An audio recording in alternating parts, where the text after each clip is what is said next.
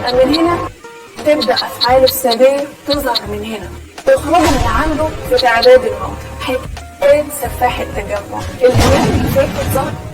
أيام اللي فاتت ظهر سفاح التجمع اللي كان مدرس وساب التدريس وبقى عاطل عن العمل، واللي تعرف عنه إنه بيستدعي السيدات لشقته في التجمع وبيمارس عليهم ممارساته السادية وبعدين بيقتلهم، واللي أجبرهم على تناول مخدر القرص.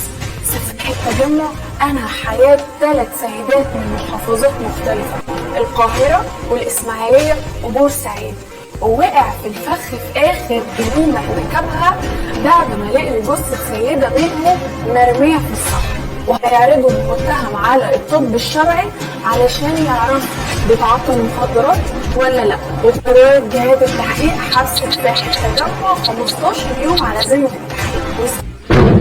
على مدار الساعة هنتابع معاكم كل جديد في القضية وكافة الأخبار.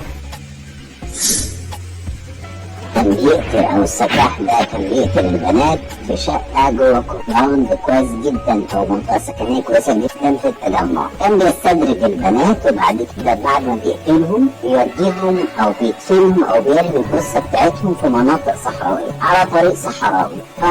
في جثة لقوها على طريق اسماعيلية وجثة تانية لقوها على طريق السويس. القصة كلها ان هو اتقبض عليه، انه طلعت بعد الكشف طبعا او بعد البحث عنه انه اصلا من اصول او من اسكندرية وكان مقيم بره مصر فترة طويلة من عمره، وبعدين استقر واشترى الشقة دي وكان عامل فيها عازل صوت عشان محدش يسمع هو بيعمل ايه جوه. المتوقع انه عنده اكثر من جريمة، لكن اللي اكتشفوهم هم البنتين دول، لكن يعني يقال ان في واحدة ثالثة وانه لسه التفاصيل جديدة. سواء الخبر عاجل قلت لازم اقول لكم.